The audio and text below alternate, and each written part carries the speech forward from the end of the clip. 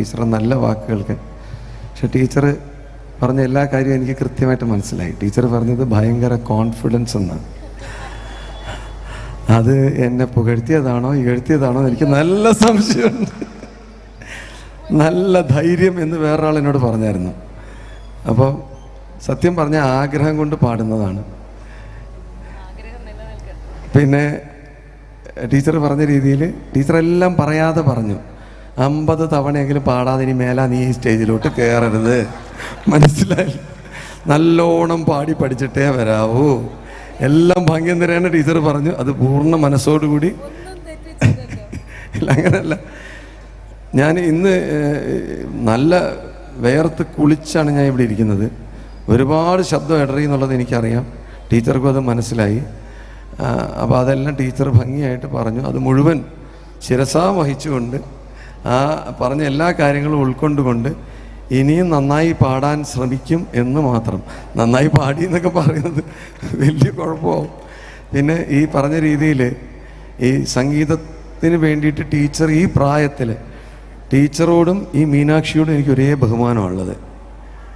ഈ മീനാക്ഷിയുടെ അച്ഛനാണ് ടീച്ചർ അവിടെ ഇരിക്കുന്ന മനു.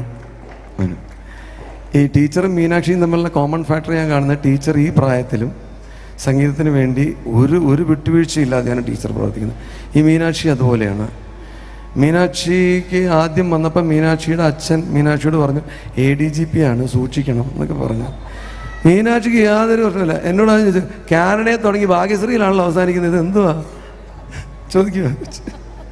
ഒരു വിട്ടുവീഴ്ചയില്ലാത്ത ആൾക്കാർ. അതുപോലെ തന്നെ മഹേശ്വരനും അനന്തകൃഷ്ണനും എല്ലാം ഒരു വിട്ടുവീഴ്ചയില്ലാതെ മുരളി സംഗീതത്തിന് വേണ്ടി ജീവിതം ഒഴിഞ്ഞു വെച്ചവരാണ്. അങ്ങനെയുള്ളവരുടെ കൂട്ട്.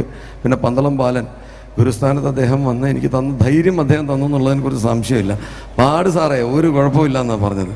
പാടി പൊളിഞ്ഞ സാരമില്ല എന്ന് പറഞ്ഞ് നെഞ്ചോട് ചേർത്ത് നിർത്താൻ ആൾക്കാരുണ്ട്. ഇപ്പം ടീച്ചർ ഞാനും കൂടെ വേറൊരു വലിയ പദ്ധതി ഇട്ടിട്ടുണ്ട്.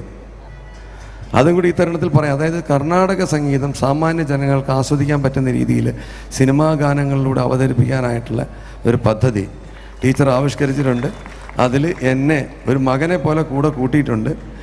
എന്നെ ശ്രീജിത്ത് സാറേ എന്നൊക്കെ വിളിച്ച് എന്നെ കുറേ അവമാനിച്ചതാണ് ടീച്ചർ.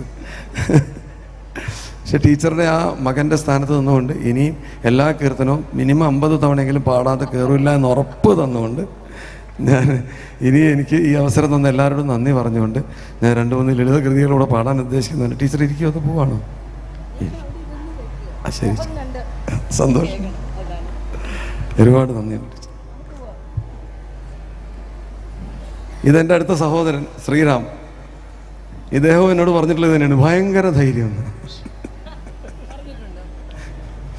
എന്നോട് ആദ്യത്തെ എൻ്റെ കച്ചേരിക്ക് ശ്രീറാം കേൾക്കാൻ വന്ന തുര്യത്തിലായിരുന്നു ടീച്ചറെ. ആണ് വേണ്ടത്. ഏറ്റവും പാട്ടിന് വേണ്ടത് കോൺഫിഡൻസ് തന്നെയാണ്. എൻ്റെ അനുജൻ ശ്രീകുമാർ വളരെയൊന്നും പഠിച്ചിട്ടില്ല, ഒട്ടും പഠിച്ചിട്ടില്ല എന്ന് പറയാം. ഗോപാലൻ നായരുടെ അടുത്ത് ഏതാണ്ട് ബാലപാഠമോ മറ്റോ പഠിച്ചിട്ടുള്ളൂ. പക്ഷേ അവൻ്റെ കോൺഫിഡൻസ് അത് പറയാതിരിക്കാനൊക്കെ ഇല്ല. അപ്പോൾ അങ്ങനെ കോൺഫിഡൻസ് ഉണ്ടെങ്കിൽ ഏത് നിലയിൽ വേണമെങ്കിൽ എത്താം. സത്യമല്ലേ? ഈ തുരീയം സംഗീതോത്സവത്തിൽ വെച്ച് ഞാൻ പാടിയ ടീച്ചറെ കൊണ്ടൊക്കെ ഞാൻ പറയും. സംഗീതോത്സവത്തിൽ പാടിയ നേരത്ത് ഗാനമൂർത്തി രാഗം ആലപിച്ചപ്പോൾ ശ്രീറാം മുമ്പിലിരുന്ന് എന്നോട് പറഞ്ഞു, ഞാൻ ഇറങ്ങി ഓടിയാലോ എന്ന് വിചാരിച്ചതാ, എന്തെങ്കിലും കുഴപ്പം വന്നാൽ. ഭാഗ്യത്തിന് കുഴപ്പം വന്നില്ല എന്ന് അദ്ദേഹം സമാധാനിപ്പിക്കാൻ പറഞ്ഞ് ഞാനത് വിശ്വസിച്ചിരിക്കുന്നു. അപ്പം അങ്ങനെ എന്തും പാടാനുള്ള ചങ്കൂറ്റുണ്ടെന്നുള്ള സത്യമാണ്.